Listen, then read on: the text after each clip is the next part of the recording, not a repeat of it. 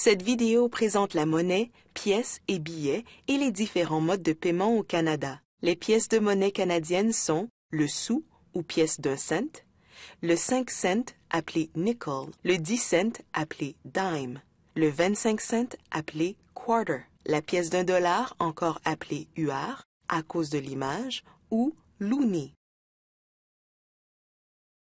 les 2 dollars ou toonie en anglais. Et voici les différents billets. La coupure de 5 $, qui est bleue, est celle qu'on voit le plus souvent.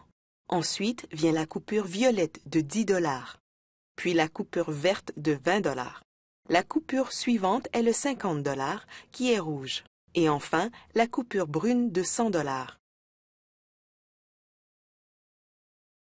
La Banque du Canada est chargée de faire imprimer les billets de banque du pays. Elle a conçu plusieurs caractéristiques de sécurité pour les protéger de la contrefaçon. Chaque nouveau billet comporte une bande métallique appelée holographique, une image fantôme ou filigrane, des traits ou un fil de sécurité, un chiffre en morceaux ou en transvision, de l'encre en relief sur certains éléments du billet. Pour de plus amples renseignements, rendez-vous au site web de la Banque du Canada.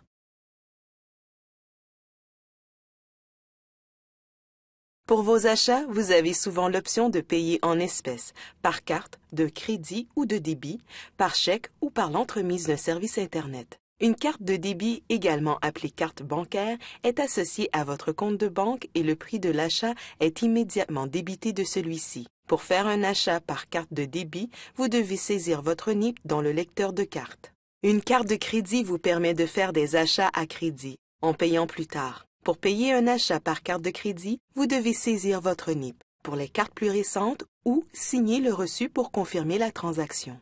Lorsque vous utilisez votre carte de débit ou de crédit, protégez votre NIP des regards indiscrets. Les chèques personnels émis par votre banque ne sont pas un mode de paiement courant chez les détaillants au Canada. Cependant, ils conviennent très bien dans d'autres cas, par exemple pour payer le loyer ou une facture. Passons maintenant au cyberespace. Les transferts électroniques permettent d'envoyer des fonds d'un endroit à un autre. Ceci fait par l'entremise d'un établissement financier, d'un bureau de poste ou d'une société privée spécialisée. Les frais varient, alors informez-vous auprès des différents fournisseurs et comparez leurs prix. La plupart des banques offrent une option de paiement en ligne sur leur site web. Il s'agit d'une façon pratique de payer vos factures.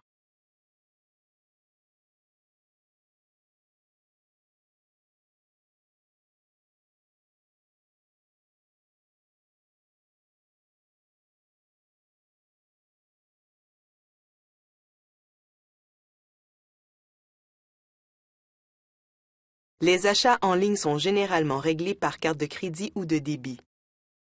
Faites preuve de prudence en communiquant vos renseignements personnels.